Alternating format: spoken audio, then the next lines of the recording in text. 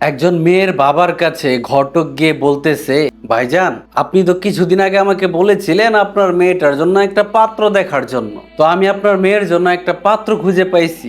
আপনি যদি দেখতেন পাত্রটা, আশা করি পছন্দ হইতো। তখন মেয়ের বাবা বলতেছে, পাত্র কি করে?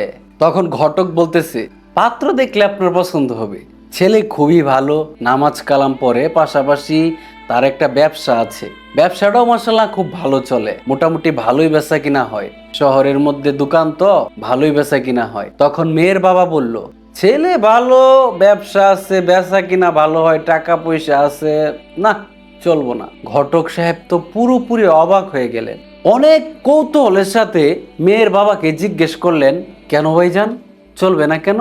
ছেলে তো ভালো। কয়, না না না, চলবো না, সমস্যা আছে। কি সমস্যা? আরে না, এই ছেলে চলবো না, আমার তো দরকার সরকারি চাকরিজীবী ছেলে।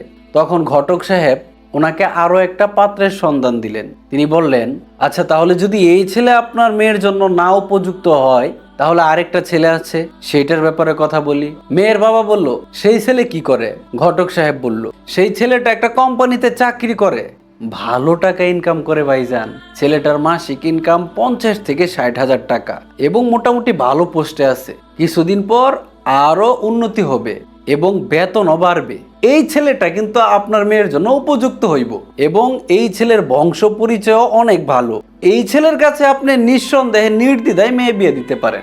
আশা করি ছেলেটা দেখেও আপনার ভালো লাগবে। এই যে দেখেন, আপনাকে আমি ছেলের ছবি দেখাচ্ছি। এই কথা বলার পর মেয়ের বাবার মুখটা গম্ভীর হয়ে গেল। ঘটক সাহেব বলল, ভাইজান কিছু বলতেছেন না যে? ছেলে কি পছন্দ হয় নাই? এটাও কি চলবে না? তখন মেয়ের বাবা আবারও বলল, মেয়ে আপনি কি আমার কথা বুঝেন না? আমি তো বলছি যে আমার সরকারি চাকরিজীবী জামাই লাগবো।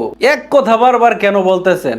অন্য কোনো ছেলে আছে থাকলে কথা বলেন, নইলে আজকের মতো আপনি বিদায় নেন। সরকারি চাকরিজীবী ছেলে পাইলে তারপর আপনি আমার কাছে আইসেন, এছাড়া আপনি আমার কাছে আর কোনো প্রস্তাব নিয়ে আইসেন না। এরপর ঘটক সাহেব মেয়ের বাবাকে বলতেছে, আচ্ছা ভাইজান, এখন আপনাকে যে ছেলের কথা বলবো ওই ছেলে আপনার 100% পছন্দ হইব। মেয়ের বাবা বলতেছে, তাই নাকি? আচ্ছা বলেন তো, ছেলের বায়োডাটাটা বলেন। এরপর ঘটক সাহেব বলতেছে, এই ছেলেটা শুরু থেকে মাদ্রাসায় লেখাপড়া করছে। মেয়ের বাবা খুবই ইন্টারেস্টেড, মাদ্রাসায় লেখাপড়া করছে, নিশ্চয়ই সরকারি চাকরি পরবর্তীতে লইছে, যেভাবে কথা বলতেছে ঘটক সাহেব। ঘটক সাহেবকে জিজ্ঞেস করলো, এরপর? এরপর হচ্ছে ছেলেটা হাফেজও হইছে, মাওলানাও হইছে এবং ভালো একটা জায়গায় ইমামতি করে। খুবই দিনদার একটা ছেলে, দেখতে অনেক সুন্দর, মানে আপনার দেখলেই মাশাআল্লাহ পছন্দ হয়ে যাব। ফ্যামিলিও ভালো, বাবা আর্মি রিটায়ার, ফ্যামিলির ব্যাকগ্রাউন্ড খুবই ভালো। কিন্তু ছেলেটাকে দিনদার বানাইছে, কারণ বাবা এই জগৎ জেনারেল লাইনে থাইকা সবকিছু বুঝছে। দিন শেষে মানুষের আখেরাতটাই ফোকাস থাকে। আখেরাতে যে সফল সে ব্যক্তি দুনিয়াতেও সফল, আখেরাতেও সফল। মূলত সেই ব্যক্তি হইলো সফল। সেই সুবাদেই সে তার ছেলেকে দিনী লাইনে শিক্ষা দিচ্ছে এবং তার ছেলের অনেক সম্পদও আছে। বাবার একমাত্র ছেলে, অনেক টাকা পয়সা আছে। নিঃসন্দেহে তার কাছে আপনার মেয়েটাকে এখন বিয়ে দিতে পারেন। ছেলেটাও ইমাম সাহেব, আপনার মেয়েও যেহেতু মাদ্রাসায় পড়াইছেন, মেয়েটাকেও পর্দা করাবো, দিনদার অবস্থায় থাকবো, আপনিও মরার পরে দোয়া পাবেন। মেয়ের বাবা আরো ক্ষিপ্ত হয়ে গেল এবং চোখ গরম করে দিয়ে ঘটক সাহেবকে বলল, খবরদার, আপনি আর একটা ছেলের ব্যাপারে আমার সাথে কথা বলবেন না, আর নেক্সট টাইম আপনি আমার বাড়ির ত্রিসীমানায় আসবেন না। আপনাকে আমি অনেক আগেই বলেছিলাম যে আমার একটা সরকারি চাকরিজীবী জামাই লাগবো, আর আপনি অমুক তমুক ফলনা তাসকা হাবিজাবি দেখাইতেছেন। আপনি আর কোনো ছেলের ব্যাপারে আমার সাথে কথা বললেন না। আমার মেয়ের আমি বিয়া দিব না, দরকার পড়ে আমার মেয়েকে আমি বাসায় শোপিস বানায় রাখবো, তবুও সরকারি চাকরিজীবী ছাড়া আমি আমার মেয়ের বিয়ে দিব না।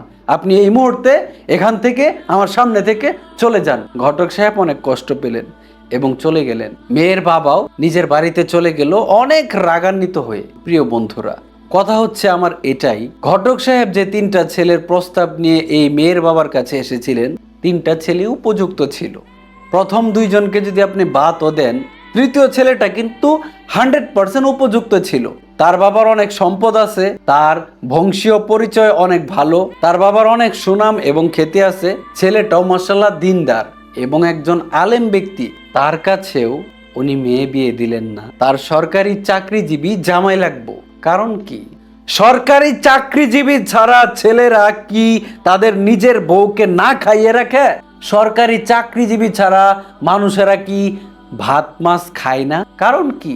এই দৃষ্টিভঙ্গি আমাদের সমাজের মানুষের কবে পরিবর্তন হবে? মানুষ কেন নিজের মেয়ের জন্য সরকারি চাকরিজীবী জামাই খুঁজে? কেন?